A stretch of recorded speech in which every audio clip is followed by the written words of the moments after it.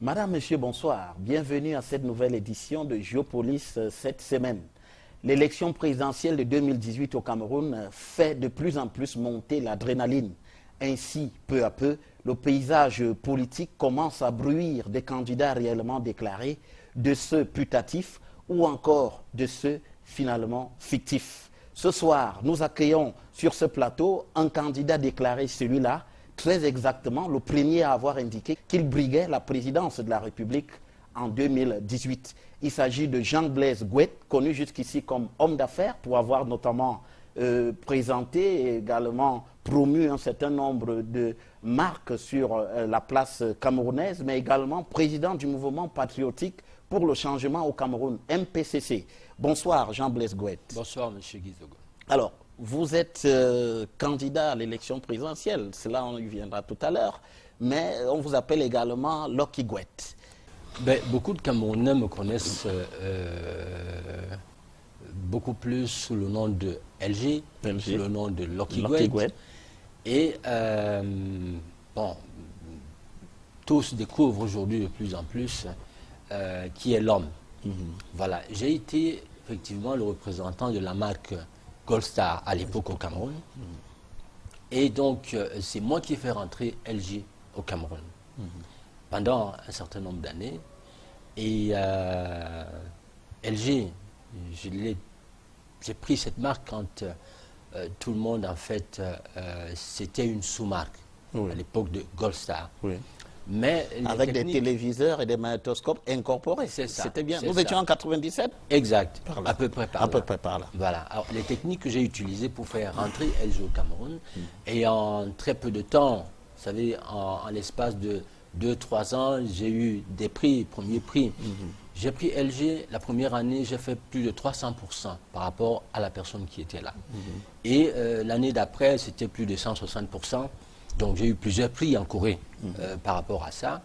À la fin, vous savez, je me suis dit, moi je suis un patriote, quelqu'un qui a toujours pensé à l'Afrique d'abord, et qui pense d'abord le développement de l'Afrique et travailler pour l'Afrique.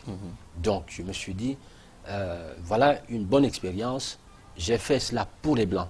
Pourquoi ne pas le faire pour l'Afrique et pour les générations futures?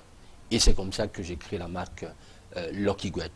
Voilà, donc entre aujourd'hui, tous les Camerounais savent qu'en fait LG, Lucky Gouet, c'est moi. Voilà, c'est ça. Mais ça vous a quand même valu quelques déboires avec la marque LG elle-même. Déboires, jamais, je suis désolé. En fait, tel que je le dis si bien, vous savez, les Camerounais ont l'art de la manipulation et de la délation. Tout à fait. Voilà. Donc, comme je dis, moi, je n'ai jamais travaillé pour de l'argent. Ce que j'ai fait, ça a toujours été pour l'honneur de l'Afrique et pour les Africains. Donc, je porte une marque comme celle-ci, parce qu'en fait, il faut bien retenir qu'avec les Coréens, les Asiatiques en général, vous avez de l'argent, ils vous vendent. Vous n'avez pas d'argent, ils ne vous vendent rien du tout.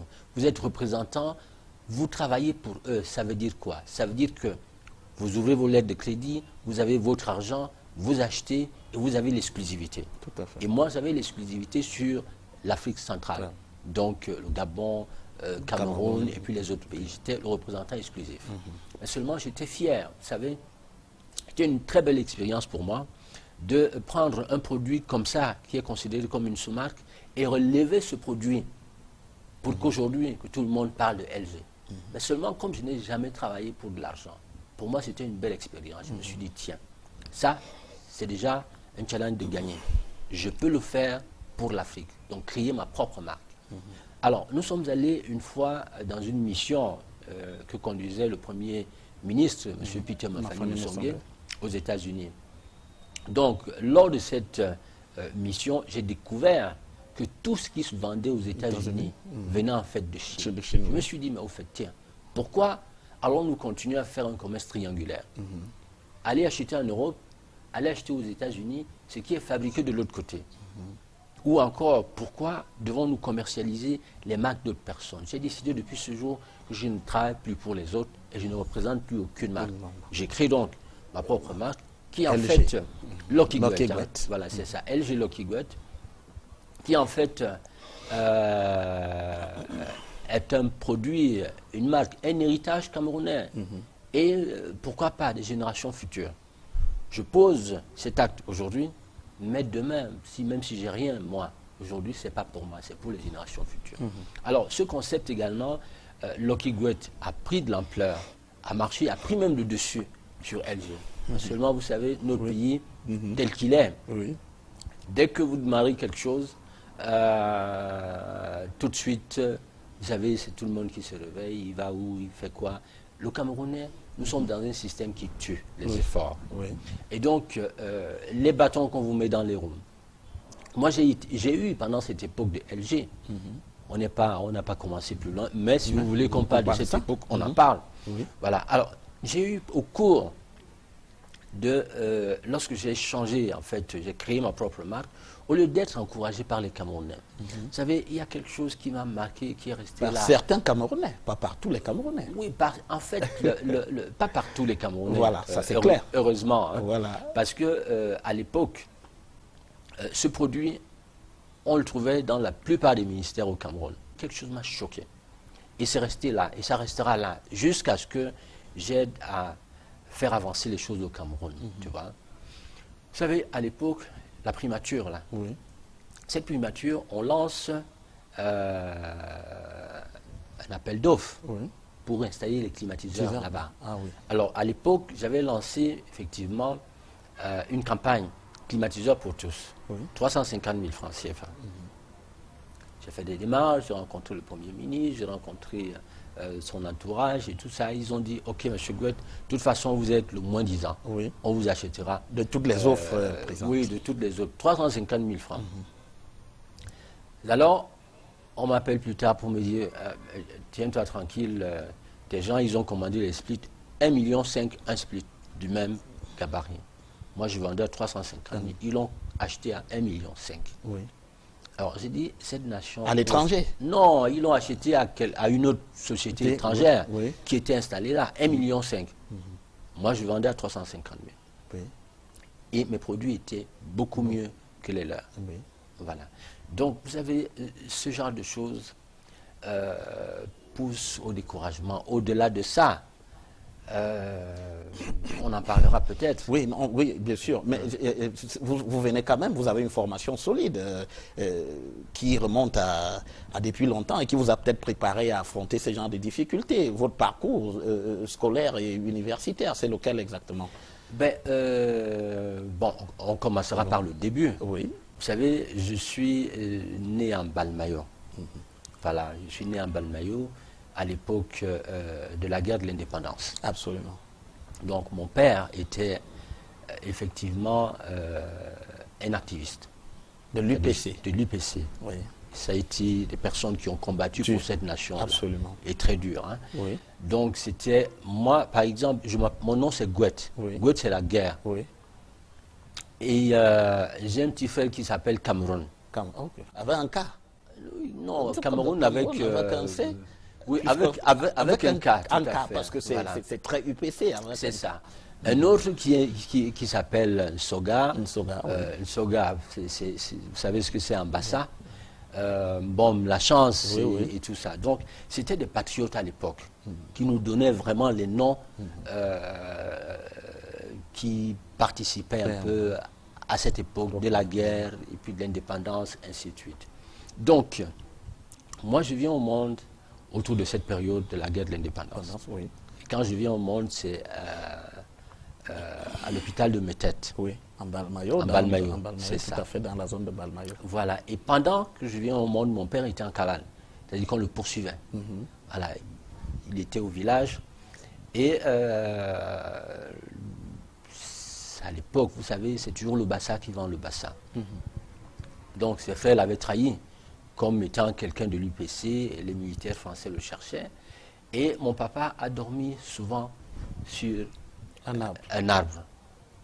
Quand ces gens sont venus, et puis à partir de là, il a eu moyen de fuir, il est parti en Balmayo. Donc là-bas en Balmayo, toujours, tu sais, à cette époque, il a fait la prison BMM, là, qui était ici au niveau du lac et tout ça. Là. Plusieurs fois, on les a arrêtés, et puis ils sont ressortis. Alors, quand je viens au monde, donc, Papa il était poursuivi en cavale. Et puis ma mère se met en travail, on l'amène, l'UPC bien organisé, on l'amène à Métède. Et je suis né là-bas à Métède. Alors, quand je viens au monde, on annonce aux militaires français qui cherchaient mon papa, la dame de cette épouse vient d'accoucher à l'hôpital de Métède. Alors, ils prennent chemin pour aller à Métède. Donc, l'UPC bien organisé était déjà au courant. Donc, on allait la chercher. Quand on la ramène au niveau de Mbalmayo, on la met dans le train, parce qu'il y avait un chemin de fer qui marchait très bien, au Télé Mbalmayo. Bien sûr. Voilà, on la met dans le train pour au Télé. Alors, le train démarre. Ces militaires-là viennent, arrivent à Mbalmayo. On leur dit que la dame qui cherche est dans ce train-là. Et donc, chemin faisant, on stoppe le train plus loin. Et vous êtes avec votre mère. Elle vous porte bébé, naturellement. Ça va à peu près, je suis venu prématurément au monde. Et puis, tout à fait. Et les militaires français stoppent le train. Les militaires français stoppent le train. Et là, lorsqu'elle est entrée dans le train, il y a une dame qui lui dit, Madame, est-ce que votre bébé est très beau, je peux le porter? Maman prend le bébé, elle donne à cette dame-là. Mais c'était encore un stratagème de l'UPC? Non, pas du tout. C'était vraiment pur hasard? C'était un hasard. Oui. Donc, l'UPC avait déjà fait son travail, ils ont mis la main dans le train et puis le train est parti. Et donc la dame lui dit, Madame, est-ce que je peux porter votre bébé? Ne sachant pas que les militaires venaient de l'autre côté, elle prend l'enfant et donne à la dame. On stoppe le train. Les militaires rentrent dans le train. On trouve la dame avec le portant dans ses mains. Ils me prennent, ils redonnent à ma maman. Et puis on descend avec la dame et le train repart. Voilà. Donc en fait, pendant que j'étais dans le ventre de ma maman, le ventre de ma maman, je commençais déjà à me battre. Donc vous êtes j'entendais les bruits des armes et tout ça dans le ventre. Absolument. Et quand je sors, c'est-à-dire que je n'ai jamais été calme, jamais été depuis que je suis. Vous n'avez jamais eu de répit? Jamais de répit depuis que vous êtes né. Voilà. Oui. Toutes les fois que je montre quelque chose, j'ai l'intention de faire ceci ou cela, les gens se lèvent toujours et tout de suite, il faut contrecarrer ce que je fais. Tout à fait. Alors, il y a cet épisode de ce train-là où on vous remet à votre mère et finalement, cette dame, on la prend pour qui? Pour celle qu'on cherchait en réalité? Cette dame, on la prend pour celle qu'on cherchait en réalité. Oui. On descend avec elle et le train continue. Oui. On n'a plus jamais su ce qui s'est passé après. Oui. Toujours est-il dit que maman est partie avec moi et puis elle est allée, on s'est protégé et puis la vie a continué jusqu'ici. Donc, j'ai grandi en Mbalmayo, je fais une bonne partie de mes études primaires en Mbalmayo. Oui. Et cours moyen 2, cours moyen... le cours élémentaire 2 et tout ça, là, je me débrouillais déjà. Je suis quelqu'un qui est né indépendant, autonome. Hein. Alors, vous savez, les pousses, là, pousse-pousse, là. Moi, le week-end, j'allais pousser, tu vois, pour gagner un peu d'argent. Et puis, j'allais à l'école le lendemain. Donc, j'allais porter des trucs au marché avec le pousse-pousse que maman comme les enfants font aujourd'hui. Tout à fait. Donc, j'allais porter au marché et puis on me donnait 50 francs. 10 francs et tout ça. Et donc, après, quand je vais au collège, effectivement, au collège noir, nous étions les premiers. Collège noir de Mbalmayo. Voilà, collège noir de Mbalmayo, nous étions les premiers à inaugurer ce collège-là. Et j'étais parmi les tout premiers élèves de ce collège. Donc, à partir de là, j'allais à l'école et jusqu'à ce que j'obtienne le BPC au lycée d'Obala. D'Obala, tout à fait. Voilà. Mais entre-temps, de la 6e jusqu'en 3e, et même plus, parce que je suis revenu après au collège Djilo, continuer le secondaire. Voilà. Et donc, moi, tous les samedis, tous les week-ends, pendant toutes les vacances, j'étais le chauffeur de mon père. Il avait une poissonnerie en Mbalmayo, appelée Soga Nicolas. Donc, j'étais son chauffeur. Après, j'ai laissé le pouce parce que je suis allé en 6e. Donc, j'ai pris un comptoir chez lui. Et puis, à partir de là, j'achetais un carton de poisson. Et les week-ends, je revendais le poisson. Voilà, donc, en Balmayo toujours. Hein. Donc, mon père avait beaucoup confiance en moi. Et j'ai appris comme ça, petit à petit, depuis l'enfance, à me battre et puis à être autonome. Moi, en 6e, mes amis, c'était des professeurs. Tout à fait. Les amis n'étaient pas mes camarades. Les amis ont toujours été mes professeurs. Voilà, donc, après, je fais G2, j'ai un bac G2. Et je vais en France continuer mes études là-bas. Ça, c'est le lycée technique ici? Non, ça c'était une partie à Ndjilo, collège Ndjilo en Balmayo. Voilà, oui. Ensuite, je vais continuer en France. Oui.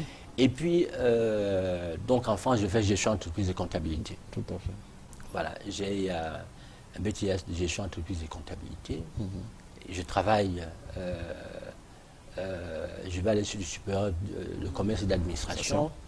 Et puis, j'ai mon professeur qui m'aimait beaucoup parce que j'étais un des meilleurs, en fait, j'étais son meilleur élève en comptabilité. Tout à fait. Voilà, après, on me trouve du travail comme chef comptable dans une entreprise, la COB, qui était une société filiale d'une société américaine. Tout à fait. Qui vendait des reins artificiels, des cœurs artificiels. Donc, là aussi, j'ai travaillé tous les jours, samedi, dimanche. Dimanche compris. C'était d'abord un stage. Oui. Mon stage, on me l'a prolongé 3 mois. Ensuite, on me l'a prolongé 6 mois. Stage académique. Hein. On me l'a prolongé 6 mois. Et au bout de ce stage-là, j'ai été embauché comme chef comptable. OK.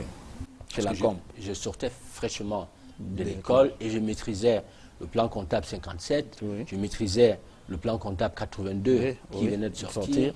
Et puis, je maîtrisais aussi, j'ai appris au sein de l'entreprise la comptabilité américaine. Absolument. Voilà. Donc, Qui n'est pas la même que la française. Pas du tout. Absolument. Et comme dans cette entreprise, la personne qui était là maîtrisait le plan 57. Oui. Et Mais pas ne le plan, maîtrisait pas le plan 82 Oui. que moi j'avais fraîchement appris à l'école. Voilà. Et donc, tout de suite, je me suis adapté aussi à la comptabilité américaine. Et on m'a donné cette charge. J'y ai travaillé pendant 2 ans, sans répit, matin, de lundi à dimanche. Parce qu'il fallait sortir d'un résultat. Il fallait, tu vois, chez les Américains, il fallait, c'est-à-dire que toutes les filiales devaient en principe faire la consolidation des comptes, envoyer des reportings tous les mois. Donc tous les mois, quand je sortais d'un résultat, je rentrais dans la préparation de l'autre. J'étais véhiculé, j'avais un salaire de 10 000 francs. À l'époque, hein, ce n'était pas l'euro, c'était le franc français.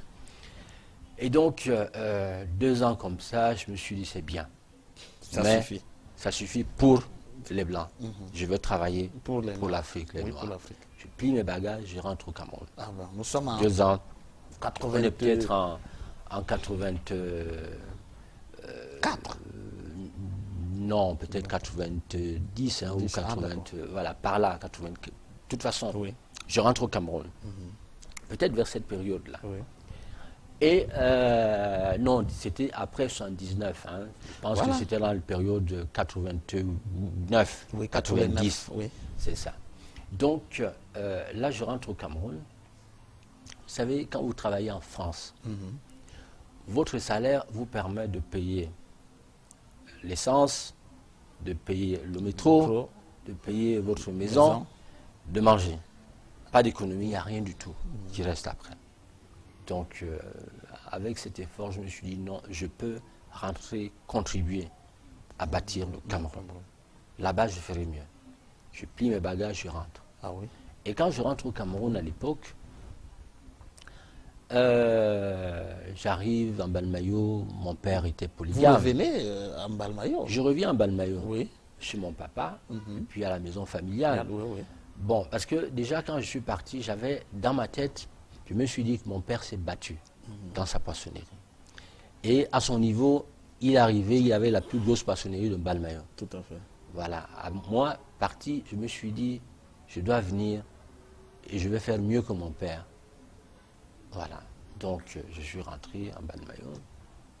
Et puis au lieu de m'installer en Balmayo, je suis allé m'installer à Douala. Donc j'ai pris mes bagages, je suis allé chez ma grande sœur qui était mariée à l'époque, paix à son âme, à un Bamileke, un homme de l'Ouest. Voilà. Et donc, arrivé chez elle, elle m'a donné une place au salon. Je dormais là au salon. Et puis, fallait réfléchir. Je n'avais pas d'argent à rentrer d'Europe. Les petits sous que j'avais me permettaient juste vraiment de me maintenir pendant quelques temps, mais ne pouvaient pas me permettre de créer une entreprise. Oui. Ce que je fais donc à l'époque, mon beau-frère me met dans une tontine. Il me met dans une tontine, et dans cette tontine, on me fait gagner le premier. Oui. 1 500 000. C'est beaucoup d'argent quand même. À l'époque, nous sommes au début des années 90. Voilà. L'argent a encore de la valeur. C'est ça. Nous sommes avant la dévaluation de 94. Exact. Absolument. On me fait gagner 1 500 000. Oui. Et ce 1 500 000 me permettra d'aller à Bonhomme Sadi. À l'époque, nous étions aussi parmi les premiers à s'installer, à ouvrir cette cité de Bonhomme Sadi. Absolument. Voilà, j'ai loué une petite maison là-bas, j'ai loué un petit bureau à Quoi, et puis j'ai créé une entreprise, Congelcam. Congelcam. Congelcam. Est-ce que ça a à voir avec le Congelcam actuel? Congelcam actuel a acheté des produits chez moi. Ah bon? Voilà. Et comment ça s'est passé? Bon, déjà, j'ai créé Congelcam. Alors, ce que je fais, je négocie avec Unifiche, une société qui vendait du poisson à Douala. Oui. Et Unifiche, j'achetais du poisson chez lui, et moi, j'étais un négociant, un revendeur. Voilà, donc j'ai fait comme ça, et j'avais, dans ma structure, j'ai créé une société d'import-export. Mais comme les moyens ne me permettaient pas d'importer, j'achetais chez lui, Unifiche. et puis je revendais. Donc j'ai démarré comme ça, et jusqu'à ce que un monsieur qui s'appelait Ginesté à l'époque vient me voir, il me dit, bon, vous voulez importer? Je suis en Belgique, j'ai une société, je vends des poulets, des côtes de porc, du poulet congelé et autres. Si vous me donnez 40%, je vous livre la marchandise et le reste, vous allez payer plus tard. Alors, ce que je fais, je prends de l'argent, c'est-à-dire le capital que j'avais pu amasser en vendant, j'ai quand même pu faire quelques économies. Et donc, je prends cet argent, 40%, je lui donne. Alors, ce monsieur va me livrer des produits 6 mois après. Oh là là. Entre-temps, Oui. on a souffert. Mais toujours est-il dit que 6 mois après, j'ai reçu des produits, poulet, pâte de porc et tout ça. Et Congelcam, effectivement, Foucault aussi achetait chez moi. Vous. Voilà. Ah bon. Ils ont acheté chez moi. Quand ils n'en avaient pas, ils achetaient chez moi. Donc, entre-temps, il y a un Camerounais qui a eu la chance d'être épaulé par le système, qui lui a donné des financements pour mettre en place une usine de transformation de la volaille. Le gars s'est installé pas loin de Youpoué, à l'époque. Et lorsqu'il s'est installé, l'État a mis le contingentement sur les produits importés que nous importions. Oui, bon, contingentement, ça veut dire qu'on a réduit les quantités qui étaient importées. Non, à l'époque, on a fait quoi? À l'époque, nous achetions 1 kilo de pâte de porc à 150 francs, prix de là-bas, plus le transport. Donc ici, le produit nous revenait à peu près à 250-300 francs. Or, l'État dit, désormais, la base imposable que vous achetiez là-bas à 150 ou 100 francs, la base imposable, c'est 1000 francs. Donc, il fallait désormais payer pour 1 kilo. 1000 francs. 1000 francs. Et ça vous met en difficulté? Non, c'est-à-dire que pas 1000 francs. Il fallait payer la douane sur la base de 1000 francs. Voilà. Alors, 1000 francs, alors que tu achètes à 150 francs, et si tu achètes à 1000 francs, plus la douane, peut-être 750 francs, donc tu es obligé de vendre à plus de 1000 francs. Alors, j'avais fait venir du poulet entre-temps, de la marchandise, Et j'étais obligé, parce qu'en fait, on ne pouvait pas la vendre plus de 1000 francs. J'étais obligé de... non, j'ai importé. J'ai payé la douane À 1000 francs. à 1000 francs sur ce taux-là. Donc j'étais obligé de vendre à plus de 1000 francs. Oui. Entre-temps, les autres là, Foucault et lui là, ils continuaient à importer. Et eux, ils vendaient à 450 francs. Donc je ne sais pas comment ils faisaient pour vendre à ce prix-là. Mais alors, est-ce que le système, vous estimez que le système ne vous a pas aidé Non, moi, en fait, ce que j'aurais appris, je ne sais pas. Mais je pense qu'à l'époque, vous savez, la douane était encore un petit peu poreuse. C'est-à-dire que les gens pouvaient... Parce qu'en fait, de toute façon, ce qui est certain, je ne sais pas comment ils faisaient. Mais toujours est-il dit que moi, j'importais et je payais sur la base de 1000 francs parce que je ne sais pas faire du faux. Vous voyez. Donc, par contre, d'autres continuaient à importer 10, 15, 20 conteneurs, voire même 100 conteneurs, et ils vendaient à 450 francs ou 500 francs.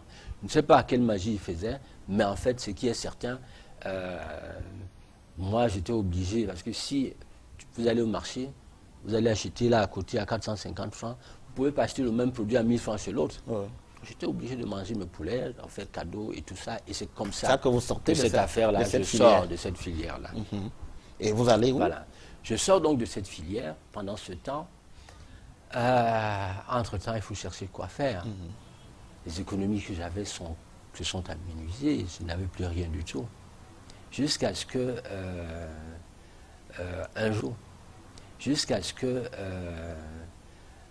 un jour, d'ailleurs, il me restait à peu près 450 000. Alors, je fais des calculs, je me dis, là, si je paye ma maison avec cet argent, si je paye l'électricité, c'est fini, là. Donc, on ne pourra même pas manger, on ne pourra rien faire du tout. Et ce que je fais, ce mois-là, je pense que j'avais eu un retard. Je suis allé négocier un moratoire, voilà, qu'on m'avait accordé.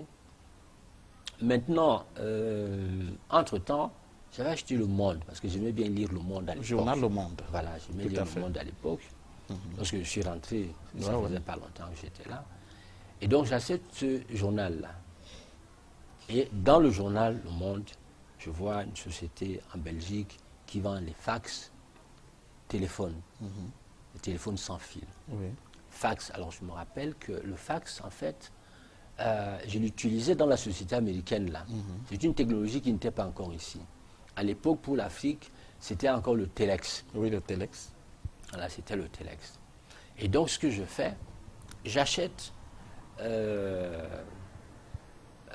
fax, il me le vendait peut-être à 150 francs, 150 000 francs. Oui.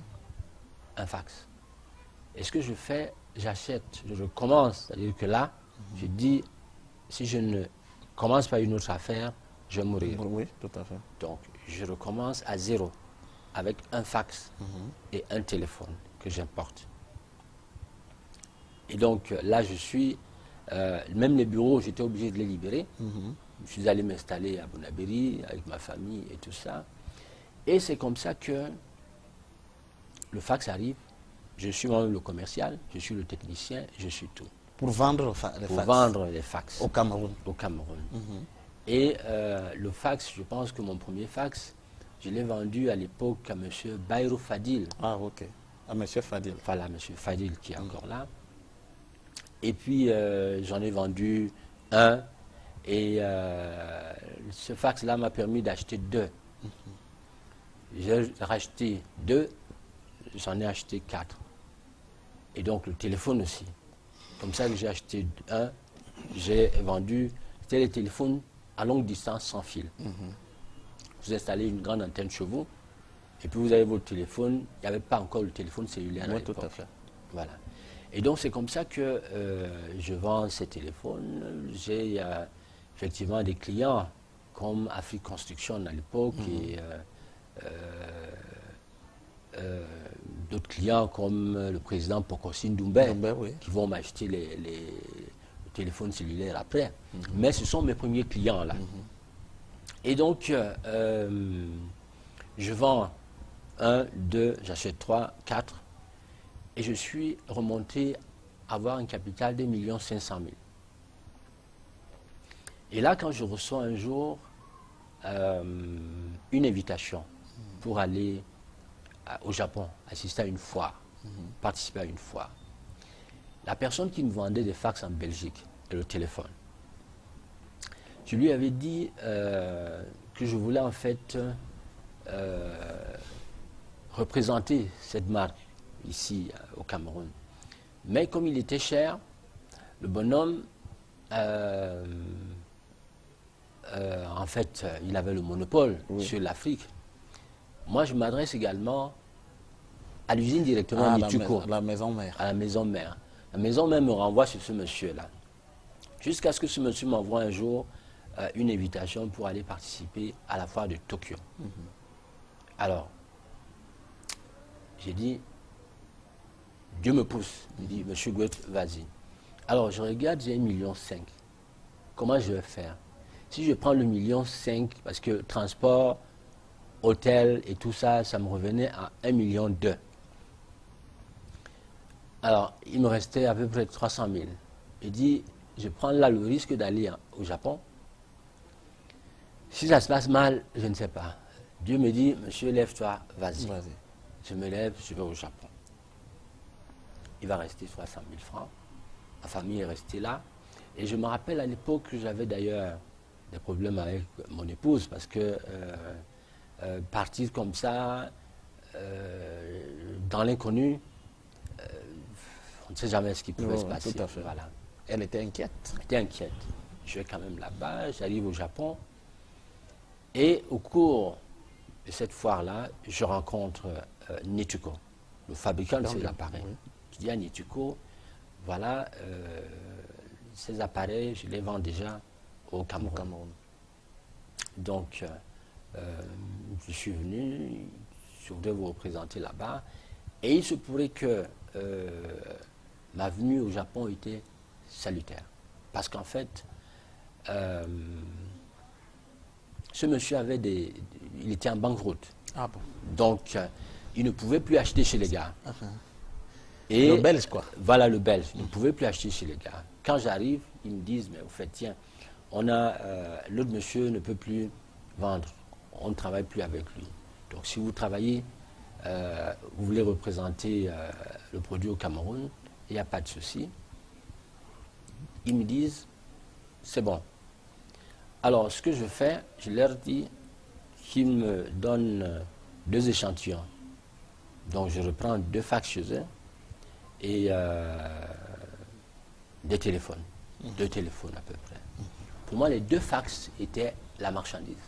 Je suis revenu, je les vendais à l'époque, je crois, 1 million, 1,5 million. Je suis revenu, j'ai revendu les 2 fax à 2 millions ou 3 millions. Donc, j'ai eu mon argent que j'avais...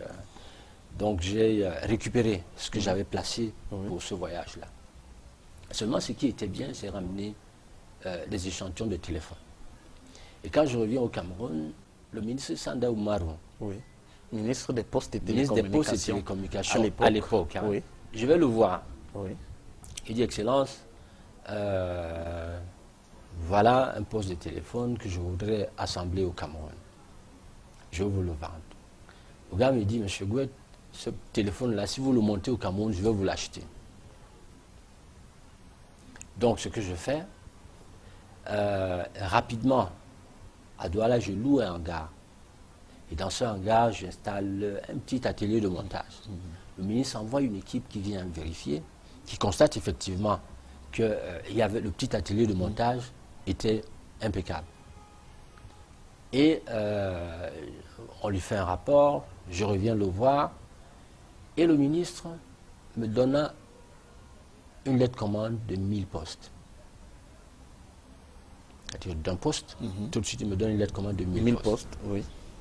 Alors, les 1000 postes, je fais comment? Je vais voir un ami qui était aussi en train de mettre en place une banque. Et c'est comme ça que cet ami qui était venu me voir, il voulait en fait que je sois un des actionnaires. Moi, je lui ai plutôt trouvé des amis qui pouvaient... Et je lui ai dit, voilà, j'ai ce bon de cette lettre commande. Le gars me dit, si tu m'apportes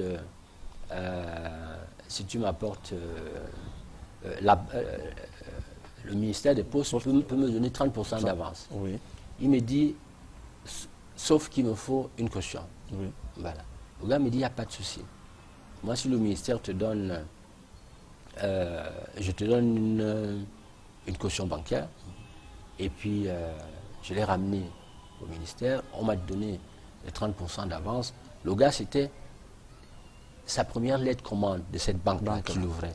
Avec, mais là, c'était aussi un sacré coup de main de la part du gouvernement, quand même. C'était un sacré coup de main. Et ça vous a permis aussi de faire d'autres affaires par la suite? C'est vrai que cette expérience m'a donné non seulement une notoriété, a montré également mon sérieux au Cameroun. Et à côté de ça, LG est venu me voir à partir de ce téléphone-là. Oui. LG me dit, bon, monsieur Gouet, monsieur le président, là, on constate que vous êtes... on a fait des recherches, on a trouvé que vous étiez l'homme qui pouvait nous représenter au Cameroun. Est-ce que vous pouvez prendre nos produits? Parce qu'il y avait un Indien qui représentait LG à l'époque ici et qui ne faisait pas affaire avec eux.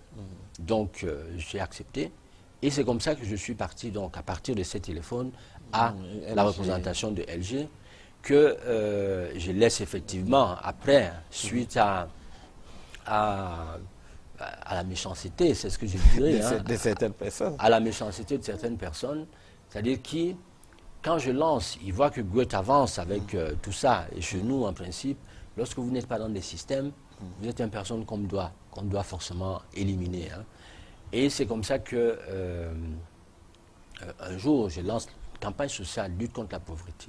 Parce que tous les 3 mois, j'avais introduit au Cameroun, tous les 3 mois, je prenais un produit, réfrigérateur pour tous, à un prix. Je le mettais au prix à la portée de tout le monde. Et le 3e mois, je lançais une autre opération, climatiseur pour tous, ainsi de suite. Donc, ça gênait un peu, c'est-à-dire cette notoriété et cette montée rapide de Lucky Gouet aussi, jusqu'à ce qu'il monte un coup. Et lequel coup m'a amené complètement à laisser tout tomber, à bâcler et à me dire au Cameroun encore, plus jamais. Et plus jamais. Oui, dans les affaires. Dans les affaires, justement. Et, donc, et c'est comme ça que vous créez le MPCC? Non, je vais d'abord, c'est-à-dire que quand je décide, les impôts viennent fermer, parce qu'ils voulaient un recouvrement de 3 millions de francs. C'est un recouvrement. C'est-à-dire que vous déclarez vos impôts, on vous dit de payer telle somme, vous avez payé, et il reste seulement 3,5 millions. Ils viennent un matin, je n'étais pas là, ils disent à ma secrétaire, bon, on nous a envoyé votre prix. Et ils savaient que je n'étais pas là. En fait, c'est toujours des gens qui sont derrière vous, voyez, qui envoient. Ils savaient que je n'étais pas là. On envoie quelqu'un, le président, à 8 heures. Je lance une campagne sociale qui démarre le même jour. CRTV, Canal 2, dans tous les médias, presse, ainsi de suite. On nous a envoyé venir recouvrir de l'argent. Soit vous payez ou on ferme. On m'appelle 8 heures. J'étais en France. On me dit, voilà, les gars des impôts sont là. Ils veulent que vous payiez. Si on ne paye pas, ils disent qu'ils ont pour instruction de fermer. Vous faites de la publicité. Pendant ce temps, les gens viennent au magasin. Quand ils viennent, c'est des scellés qu'ils trouvent. Ouais. Et pour moi, c'était en fait un coup de poignard. Ce que j'ai fait, j'ai dit, je vous emmerde, je vous laisse tout. J'avais importé pour cette campagne là plus de 200 millions de francs de marchandises. J'avais des marchandises en stock. J'ai dit, vous avez fermé, même si c'était pour une seule journée, pour moi, c'est un coup de poignard. C'est comme ça que je laisse tout. Je dis, merde, je m'en vais, je vais m'installer en France. Pendant donc cette traversée de désert en France, je m'inscris en 3e cycle au centre d'études diplomatiques et stratégiques. Et puis je vais faire des formations à l'école de guerre. Je vais au GI, au GMI, Groupement mobile d'intervention rapide de France. Et puis, entre-temps, j'ai créé là-bas en France également une société que je mets en place. Et pendant ce temps, Dieu, c'est pour ça que je suis Lucky Gouet, il me tient en main et immédiatement, c'est-à-dire pendant que j'étais là-bas, sans que personne ne me tienne en main, me met dans ces réseaux, voyez, où je suis à la Confédération Générale des PME, PMI de France. On me prend, on me donne les responsabilités de directeur à l'international. Et je vais également être coopté au conseil d'administration du CEDAX, comité d'appui à l'exportation des entreprises de la Seine-Saint-Denis. Et donc, ici en France, c'est-à-dire que cette traversée de désert a ouvert d'autres portes. A ouvert d'autres portes. Oui. Et là, je dis parfois que, vous savez, à quelque chose, malheur est bon. Oui, malheur est bon. Et Dieu, quand il vous accompagne, peut-être qu'à l'époque, il a vu, il s'est dit, ce monsieur-là, s'il reste là, il faut que j'aille le protéger. Voyez, il vous enlève comme ça, il fait, quand l'argent, vous n'êtes pas accroché à l'argent, en fait, vous avancez librement. Voilà. Alors, il y a cette expérience Oui. très très riche au Cameroun, mais également à l'international, comme vous nous décrivez là. Oui. Et aujourd'hui, vous estimez que vous êtes l'homme de la situation. Vous estimez qu'en 2018, vous êtes la personne idéale pour les Camerounais, c'est cela? Je pense que, vous savez, je vis en politique. Cette traversée de désert, pour moi, elle n'est pas anodine. Vous savez, Dieu vous envoie la preuve. Partir de là, des affaires, rentrer, aller à l'école de guerre, rentrer, faire la diplomatie, la stratégie. Je pense que Dieu, quand il prépare quelqu'un, il vous conduit. Et aujourd'hui, lorsqu'il me ramène au Cameroun, je ne reviens pas comme ça, je reviens avec une lumière. C'est un symbole qui est un symbole très fort. Vous savez, notre peuple, pour moi, une partie de ce peuple vit dans l'obscurité. Et il faut aujourd'hui lui apporter de la lumière. Et je l'ai fait, c'est-à-dire que cette lumière que les gens voient, mais c'est aussi un signe, un symbole. Parce qu'il y a une autre lumière que les gens ne voient pas. C'est celui-là, ce peuple-là. Parce qu'en fait, je viens en politique pour amener, non seulement, comme je l'ai fait par ailleurs, j'ai toujours innové. J'ai toujours apporté quelque chose de neuf.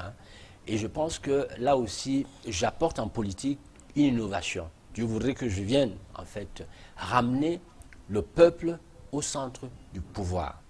Parce que le peuple, en fait, c'est lui qui est le pouvoir. Or, aujourd'hui, en Afrique, le pouvoir vient du haut et il mate plutôt le peuple. Et il faudrait amener ici, venir éveiller les consciences, dire aux Africains, leur donner le goût de la politique et l'envie de faire de la politique. Ça, c'est pour ça que je rentre en politique. Pour amener, en fait, faire de la politique pour le peuple. Et rien que le peuple. Pas pour de l'argent. Et concrètement, Oui.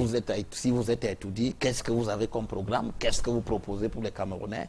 Vous allez changer quoi par rapport à ce qui est actuellement? J'ai une vision. La politique, c'est d'abord la vision. Vous savez, vous avez des personnes qui vous diront, j'ai un programme. Moi, je pense qu'on peut aller sur Internet. On copie. Aujourd'hui, vous allez, programme politique. On va vous donner des programmes politiques de tous les politiciens du monde entier. Mais cela ne suffit pas pour changer la donne. Vous allez être un très bon orateur. Vous allez copier et puis réciter même devant le peuple. Ça ne donnera pas ça si dans la tête vous n'avez pas une vision. Vous savez, la vision est cette lumière-là que le cœur lui voit et les yeux ne voient pas du tout. Et ça, c'est ce que j'apporte un peu à la nation. Vous voyez, j'ai un programme qui se décline sur 20 engagements. Donc, parmi ces engagements, nous avons le tout premier engagement qui est effectivement de ramener au Cameroun la paix et la cohésion sociale. Il n'y en a pas. Aujourd'hui, vous savez, nous sommes un pays qui a toujours été un havre de paix. Vous-même, vous le savez, on a été un havre de paix. On n'a jamais eu... Boko Haram n'a jamais existé au Cameroun. Ce que nous voyons aujourd'hui au sud-ouest, au nord-ouest, ça n'a jamais existé dans notre pays, auparavant. Aujourd'hui, si ça existe, ça veut dire qu'il y a quand même des parties de cette population ou de ce peuple-là qui aujourd'hui ne se retrouvent plus. Et en fait, mais au-delà même des troubles que nous voyons, c'est-à-dire Boko Haram et tout ça, la paix n'est pas que absence de conflit. C'est aussi pour une maman être capable de pouvoir, quand elle se lève le matin, de trouver à manger pour ses enfants. C'est aussi pouvoir se soigner. Quand vous amenez un enfant, vous avez vu le truc de Koumateke l'autre fois, bon, le monde entier a vu, c'est des images qui ont... vous voyez, aujourd'hui, vous n'avez pas d'argent, vous allez dans un hôpital, vous mourrez. parce que vous n'avez pas d'argent. Alors, vous avez des jeunes qui sortent aujourd'hui des écoles. Ces jeunes-là qui sortent, moi je vois là, parmi mes militants, des personnes qui viennent avec des licences, mais qui sont sur des motos. Vous voyez? Donc, nous devons avoir une école, en principe, qui ne génère pas de chômage. Moi, ce que je ferai d'ailleurs, parce que sans paix, on ne peut rien. Vous aurez beau avoir des idées, mais tant que le peuple n'est pas en paix avec lui-même, vous ne pourrez jamais commencer. Donc, je commencerai d'abord, vous savez, par prendre des engagements devant notre peuple. Oui. Le premier, moi, je ne ferai jamais de chasse aux sorcières. Vous savez, ce qui s'est passé... Donc, cela dit, ceux qui sont aux affaires, si vous arrivez, ils n'ont pas à s'inquiéter. Vous ne leur demanderez aucun compte. Ce que je ferai d'abord, avant de regarder quoi que ce soit, vous savez, il faudra mettre en place, si je viens au pouvoir demain, il faudra mettre en place une loi qui sécurise et qui donne tous les privilèges d'anciens chefs d'État à tout ancien chef d'État au Cameroun. Voilà. Les premières dames qui ont, en principe, posé des actes, qui ont créé ici des activités telles que le CERAC, par exemple, il faudra donner à ces premières dames des moyens. L'État devra leur donner des moyens pour continuer à œuvrer pour ce peuple-là. Vous voyez, leurs activités. Aussi, on mettra en place pour les grands commis d'État, tous ceux-là qui ont servi la nation avec dignité, honneur et dignité, tous ces grands commis d'État, il faudrait en principe, dans la même lignée que le chef de l'État, mettre en place un décret qui va également les accompagner dans leur retraite. Et ensuite, dans le premier mois, ce que je ferai,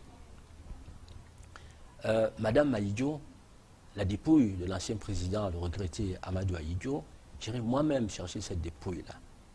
Et je ramènerai la famille au Cameroun. Et ça, je le ferai dès les premiers mois. Alors, c'est implicitement un reproche que vous faites au chef de l'État actuel? Non, vous reprochez à Paul Biya de n'avoir pas ramené la dépouille d'Ahidjo, ou alors vous dites c'est pas de son ressort, mais vous allez le faire? Je suis désolé, tel que j'ai dit, je suis un homme de paix. Oui. Un homme de paix et de dialogue. L'emblème de mon parti politique, c'est la colombe. Voilà, ce qui est un signe de paix. Tout à fait. Donc, si je suis élu président demain, je vais d'abord remettre au cœur de la nation la cohésion sociale et la paix. Ça veut dire aussi que, après être parti chercher cette dépouille que j'aurais ramenée au Cameroun, nous avons forcément, peut-être encore dans les cellules, des prisonniers d'opinion ou politique. Tout cela aussi, je les mettrai dehors. Mais à côté de ces prisonniers d'opinion politique, nous avons aussi un problème énorme. Et moi, je ne souhaiterais en aucun cas porter un fardeau ou un héritage. Donc, l'opération Épervier, pour moi, toutes ces personnes-là, ça va être mes actions dans les 2 premiers mois. Libérer ces personnes. Je vais les appeler une par une, moi-même, et toutes ces personnes-là vont signer des engagements, parce qu'on n'a pas besoin de ces personnes en prison. Nous avons besoin d'argent pour investir. Le Cameroun ne peut pas continuer à aller s'endetter alors qu'il a l'argent. Et donc, tous ces fils-là, je vais les appeler un à un, on va signer des engagements. Cet argent, ils vont le remettre à la nation et on va les laisser sortir tous. Mais vous avez également dit, je me souviens il y a quelques jours, quand vous déclariez votre candidature officiellement, vous avez dit que l'accident du train des ECA vous restait en quelque sorte en travers de la gorge. Il faudrait que Bolloré investisse mieux, plus, ou alors qu'il soit beaucoup plus... vous allez taper sur les doigts de Bolloré? Au-delà de Bolloré, oui. Parce que c'est un vaste programme, les 20 points que nous avons. Vous voyez, au-delà de Bolloré, je vais en principe renationaliser certains secteurs d'activité. Oui. Parce que pour moi... Comme lesquels? Il y aura forcément le réseau ferroviaire dont vous parlez. Parce qu'en fait, vous savez, quand vous allez chez les Blancs, il y a des trains toutes les minutes, Moi, j'ai des beaux-parents au nord qui ont perdu la famille, un enfant, ou un papa, un parent, et qui n'ont pas pu arriver à leur chevet. Parce qu'il n'y avait pas de train, parce qu'il n'y avait pas d'avion. Et je trouve que dans un pays civilisé, ce n'est pas normal. Donc, avant Bolloré, on a eu un chemin de fer qui, tant bien que mal, a quand même fait son chemin et a tourné. Ce chemin de fer-là, nos parents y ont laissé leur vie. Moi, je viens du pays Bassa. Et nos parents, là, sur ce chemin de fer, depuis 60 ans, ils sont morts là. Ils sont morts en travaillant. Voilà, en travaillant là-bas. Tout à fait. Notamment colonisation allemande, colonisation française également. Voilà. Et aujourd'hui, je pense qu'il faut honorer leur mémoire. Honorer leur mémoire, ça veut dire que on ne peut pas faire la vitesse sur ce chemin de fer qui date de 60 ans avec des trains d'aujourd'hui. Donc, soit Bolloré va être obligé de mettre sur la table un programme d'investissement sur les 6 mois et nous rassurer qu'il mettra un train à 2 rails pour que les Camerounais puissent dignement se déplacer. S'il ne peut pas le faire, dans ce cas, l'État a des moyens de donner des cautions. Et on peut donner effectivement tout genre de crédit à l'État. Et moi, je m'engage à mettre sur cette voie un train à double rail. Voilà, donc il y a ce secteur. Nous avons aussi le secteur électrique que vous connaissez. L'énergie. Voilà, l'énergie.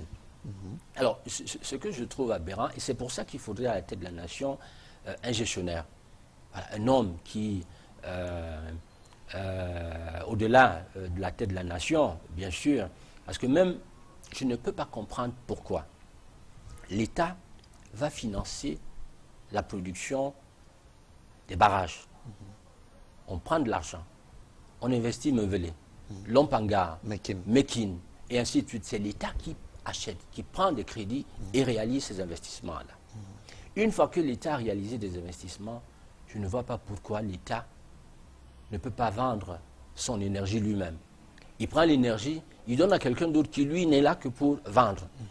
Toi, tu produis et tu prends tout, tu donnes à quelqu'un d'autre. C'est lui qui vend et il encaisse 55% de ce que toi, tu produis. Est-ce que c'est normal?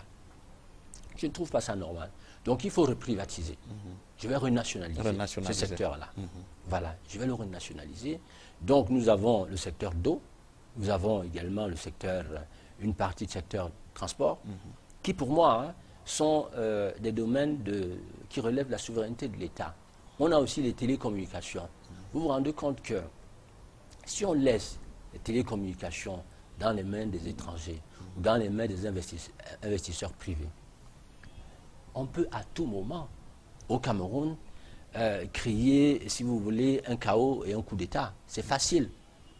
Donc, je pense qu'il y a des secteurs que l'État devrait contrôler. Donc, il faut diminuer le poids de quelques partenaires, quels opérateurs, quelques-uns de la téléphonie mobile. Vous envisagez quoi concrètement? Diminuer leur poids? Nous avons, par exemple, Camtel. Oui.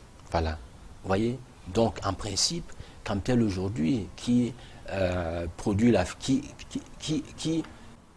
produit ou distribue la fibre optique à toutes les autres entreprises. Pourquoi devons-nous investir et laisser les autres gagner de l'argent? Non, je pense qu'il faut avoir un État fort. Un État fort aussi, c'est avoir des secteurs de souveraineté qui sont forts et protégés. Et donc, moi, c'est un peu ça. Voilà, c'est un peu ça. Au-delà de ça, il faudrait également promouvoir l'entrepreneuriat. Vous voyez, moi, j'ai travaillé au CEDAX, là, comme membre du conseil d'administration. Et l'expérience que j'ai, en fait, de ce qui se passe en Europe, de ce qui se passe chez les autres. Je crois que ce qui marche bien chez les autres, il faut qu'on apprenne. Marcher chez nous. Ça doit marcher chez nous. Vous voyez, on ne doit pas seulement être une nation qui, en fait, dans laquelle aujourd'hui, vous savez, quand je vois, vous-même vous le disiez tout à l'heure, que j'ai été le seul candidat déclaré officiellement. Et lorsqu'aujourd'hui, vous savez, les médias font la promotion de certaines personnes qui vont sur Internet, dans leur maison, et puis déclarent la candidature, je dis qu'il faut quand même qu'on ait un pays sérieux. Il faudra que nous ayons des valeurs, il faut qu'on ramène au centre de la nation l'éthique et la morale. Vous voyez, parce qu'en fait, il y a beaucoup de choses qui, aujourd'hui, ne marchent pas au Cameroun. Et on ne regarde qu'une seule personne. Paul Biya. On jette tout sur Paul Biya. Et moi, j'ai dit non. La faute aussi, c'est celle de chacun de nous. Parce que si vous avez, par exemple, cet exemple-là, vous respectez un peuple. Une élection présidentielle, c'est tout sauf un jeu d'enfant. Vous voyez, tout sauf un jeu d'enfant. Donc, vous, là, il y a une élection présidentielle, commencez déjà à respecter ce prestigieux poste-là. Au-delà de le respecter, respecter la nation elle-même et respecter le peuple. Ça veut dire quoi? Ça veut dire, monsieur, je vais être président de la République demain, je me tiens devant les Camerounais, j'ai un parti politique tel que vous le savez vous-même, j'ai pris, vous allez voir le sous-préfet qui m'a délivré une autorisation légale. Au lieu de faire ma déclaration à Douala, je me suis dit que Yaoundé est le siège des institutions. Vous, Equinox, vous avez reçu une invitation officielle. Voilà, j'ai invité la plupart des médias.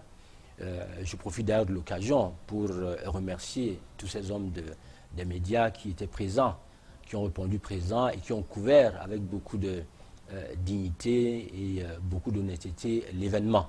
Parce qu'il y avait la CIR TV qui a fait un très bon rendu, il y a vous-même, Equinox qui avait fait un bon rendu, il y a Canal 2 qui a fait un très bon rendu, il y a également STV et il y a d'autres chaînes, LTM. Bon, cependant, je suis désolé aussi pour ceux des journalistes qui sont venus et qui n'étaient pas invités. Bon, et puis je pense certainement que c'est ceux-là, ceux des journalistes-là qui aujourd'hui, au lieu de donner la vérité aux Camerounais, ils vont en principe créer des candidats sur Internet pour brouiller les pistes d'une vraie candidature et mélanger tout le monde dans la même sauce. Alors donc, finalement, est-ce que vous ne craignez pas, Jean-Blaise Goët, que, au vu de ce que les Camerounais ont souvent observé, des candidats qui se déclarent des mois à l'avance, et puis au dernier moment, ils nous annoncent à la période critique, où nous soutenons le président Paul Biya parce que nous estimons qu'il est le meilleur candidat. Vous ne faites pas partie de cela. On espère que ce n'est pas une candidature, on va dire gag aussi, à la limite. Moi, je veux vous dire la vérité. Les Camerounais doivent chasser la peur. Ils doivent chasser la peur. Et ce qui est sûr, regardons la vérité en face. Regardons la vérité en face là.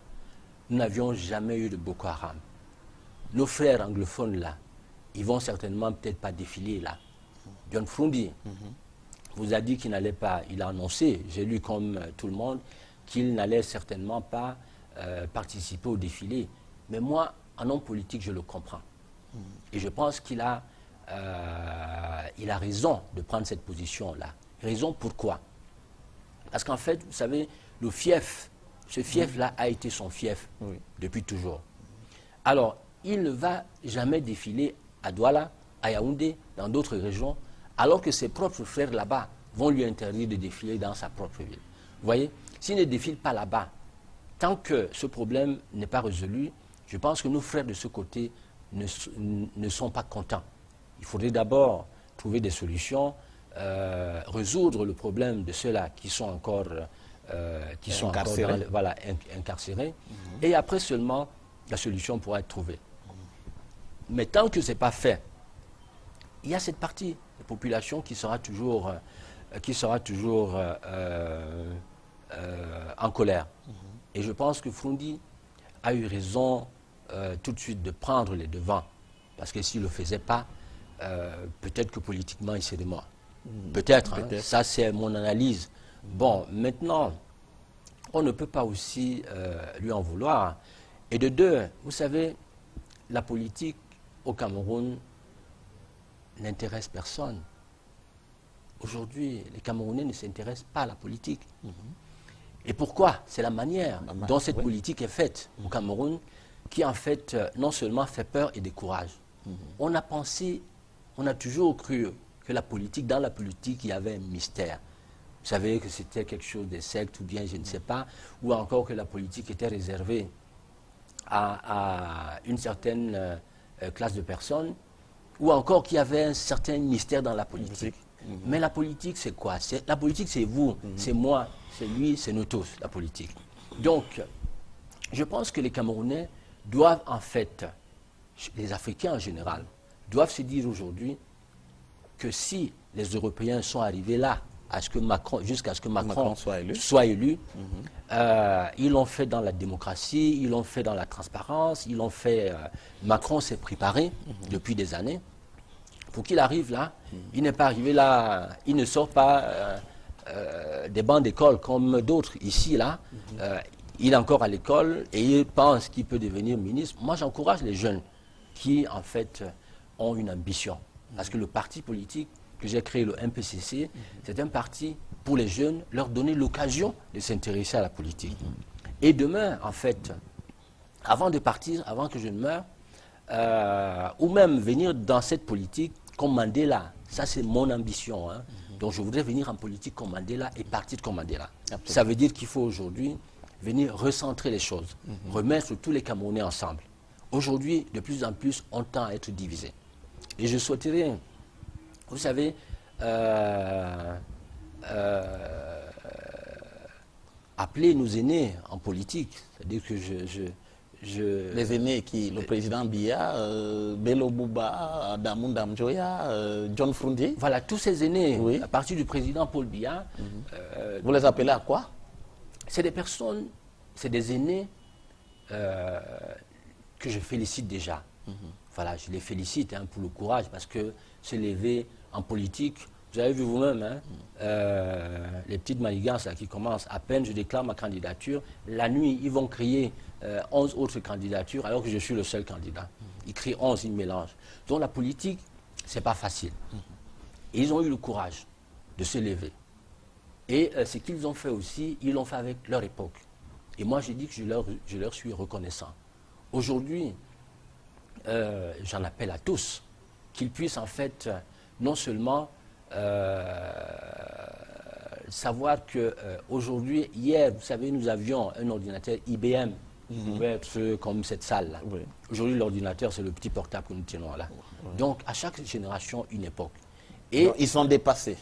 Ils ne sont pas dépassés. Ah bon, ce qui est certain, s'ils nous ont envoyés à l'école, si on a appris, c'est pour qu'on vienne aider. Moi, je vous ai donné l'exemple de mon père tout à l'heure, qui était en Balmayo. Je suis venu et puis j'ai voulu faire plus. Donc aujourd'hui, le peuple, personne ne doit avoir peur. La peur doit disparaître, vous voyez. Et il faut qu'il nous aide à pouvoir aider le peuple camerounais à avancer mieux et avancer doucement, à préserver surtout la paix. Parce qu'en fait, ce qui est en train de pointer à l'horizon, si on ne fait pas attention, il y aura un clash. Et je pense qu'il faut aujourd'hui des hommes, des enfants qui aiment la paix, comme moi, qui peuvent en principe venir au centre. Je viens donner la place à chaque Camerounais. Je viens dire à tous les Camerounais qu'ensemble, dans ce mouvement nouveau, nous pouvons tous faire et on attend chacun. On attend chacun. On attend ceux qui sont là, on attend ceux qui sont à l'extérieur, on attend tout le monde.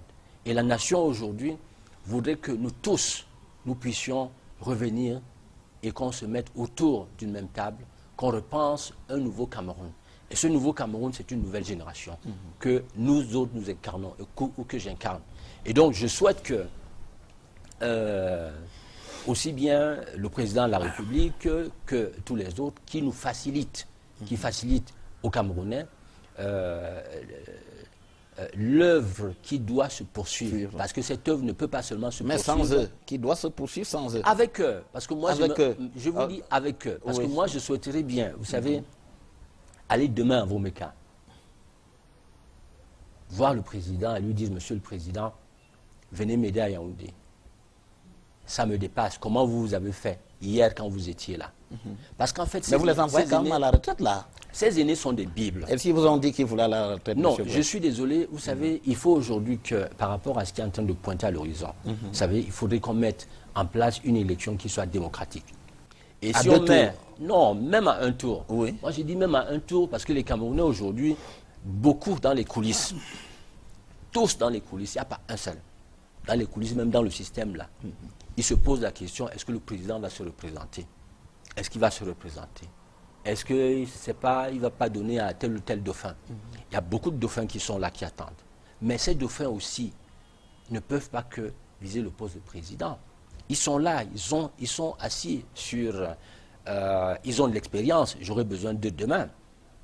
Et donc, moi j'ai dit qu'on peut gérer la nation tous ensemble. C'est-à-dire qu'ils auront à m'apprendre beaucoup de choses. Moi, je veux apprendre, vous voyez. Et je ne peux pas apprendre sans eux aussi. Il faut effectivement qu'ils nous tiennent en main, parce que le président de la République est une Bible. Nous avons eu coutume en Afrique, depuis des décennies, des coups d'État. C'est-à-dire que quand un président part, il va terminer ses jours à l'extérieur. Moi, j'ai dit non, il faut que ça cesse, que ça se termine là. Donc, il faudrait d'abord commencer par mettre en place une élection à 2 tours. On met en place une élection à 2 tours. Au-delà de cette élection à 2 tours, un président devrait en principe avoir 2 mandats de 5 ans, pas plus. Moi, je viens pour un mandat de 7 ans.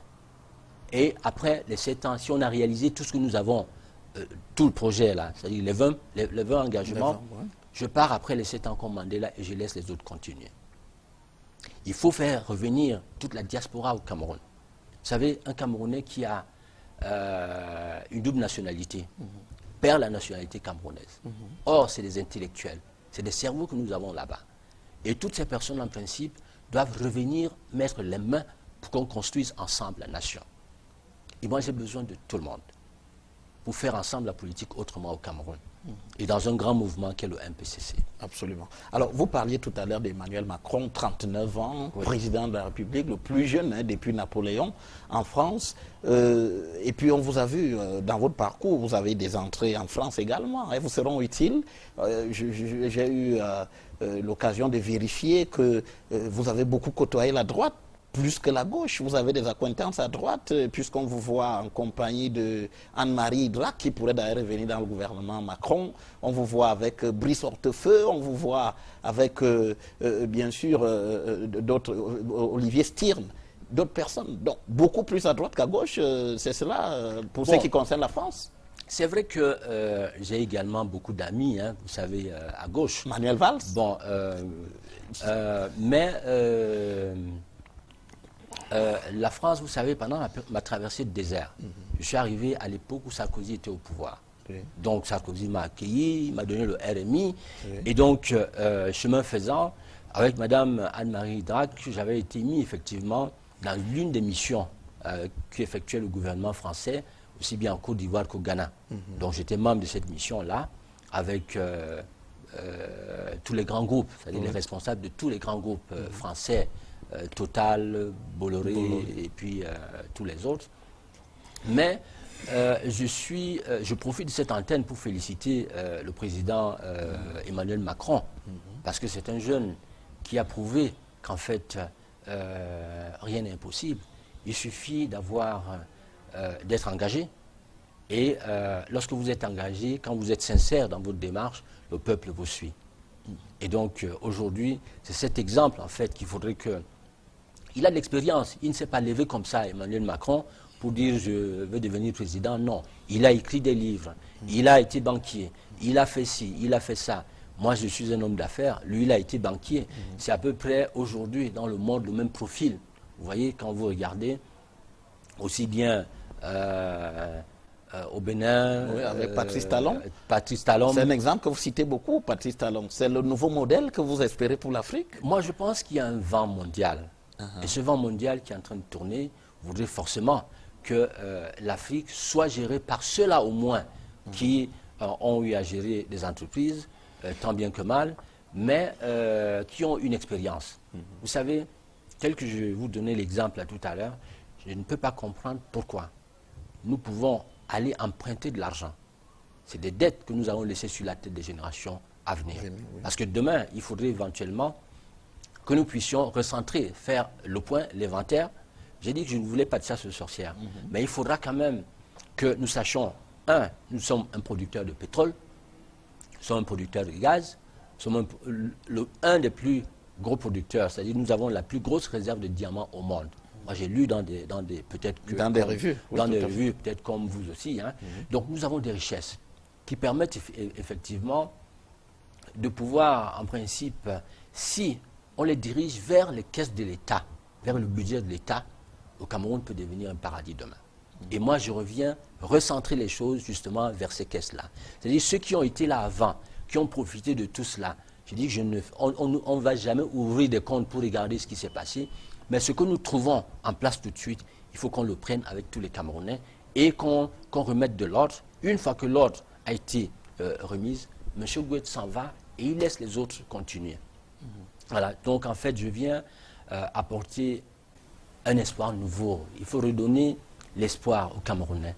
Et comme je disais tantôt, il faut donner aux Camerounais l'envie et le goût de faire de la politique. Parce que la politique, c'est elle qui fait vivre un peuple.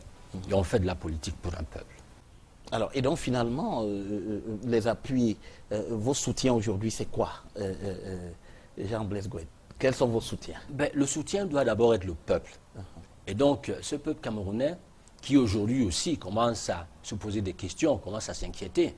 Parce qu'en fait, il faudra aujourd'hui que je dise à ce peuple, qui est un peuple courageux, qui est un peuple ingénieux, qui est un peuple travailleur, qui est un peuple que j'admire. Et ce peuple qui m'a donné le jour, je voudrais lui dire, en fait, que l'heure du changement est arrivée.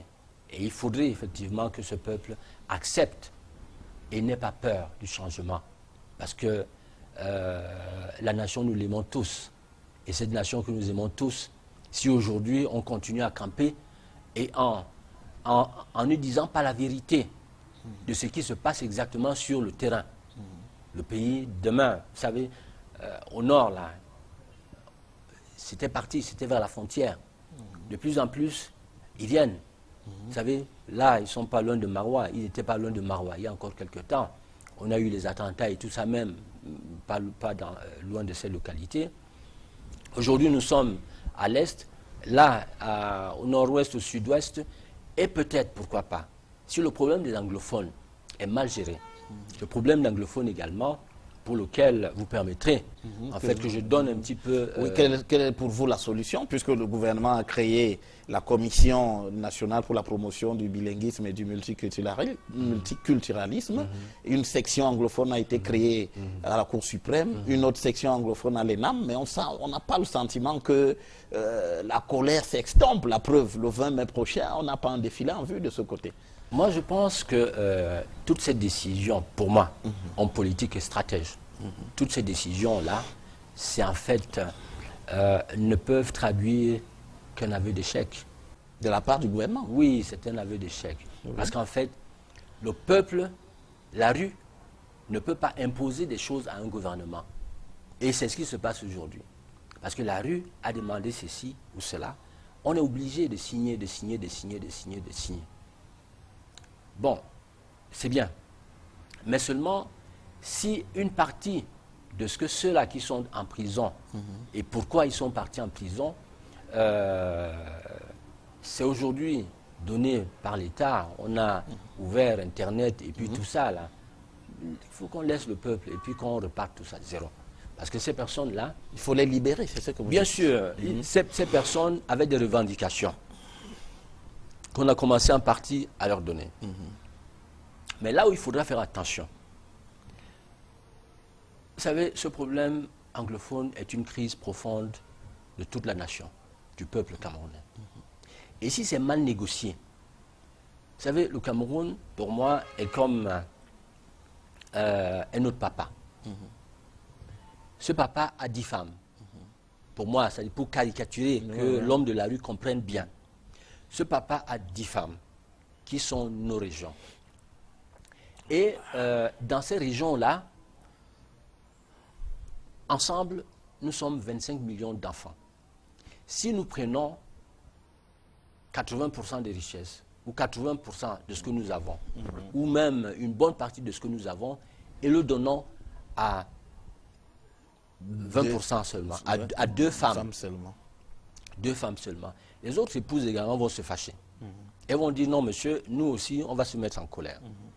Donc c'est ce qui va... Vous craignez qu'il y ait une explosion générale du mécontentement. C'est ça. Donc si on résout, voilà, si on résout aujourd'hui le problème des anglophones, alors que c'est une colère nationale, les autres peuples Mais alors, ne sont est-ce que pas ce n'est pas unis. finalement la question du fédéralisme que vous évoquez d'une manière implicite? Est-ce qu'il ne faut pas finalement aller au fédéralisme comme ces revendications, on a pu entendre quelques-unes d'entre elles dans la partie anglophone, aller au fédéralisme pour que les gens résolvent en partie leurs problèmes aussi localement, plutôt que de laisser que ces questions soient adressées depuis Yaoundé seulement? Moi, je pense que nous sommes, vous savez, il ne faut pas être égoïste. Voilà, il ne faut pas être égoïste. Hein. Nous sommes un peuple uni. Nous sommes 25 millions de Camerounais. Et les 25 millions de Camerounais, nous devons apprendre à mettre toutes nos richesses dans le même panier et à les diviser entre les 25 millions de Camerounais. C'est de ça qu'il est question. Vous voyez, ces zones-là qui produisent du pétrole, qu'on enlève à la limite des taxes et tout ça, qui relève de ce pétrole-là et qu'on donne. Mais il faut aujourd'hui que nous tous, qu'on puisse s'asseoir et en fait qu'on trouve des solutions de comment peut-on vivre ensemble. Il faudra forcément essayer de... on a entamé avec la décentralisation. Voilà, pourquoi pas décentraliser. Vous savez, le pouvoir aujourd'hui, comme j'ai dit, il faut le donner au peuple. Donc, nous avons au programme de prendre notre parti politique. Moi, je ne voudrais pas, il faut que dans chaque ville, dans chaque village, les jeunes puissent se lever, qu'ils créent eux-mêmes leur section.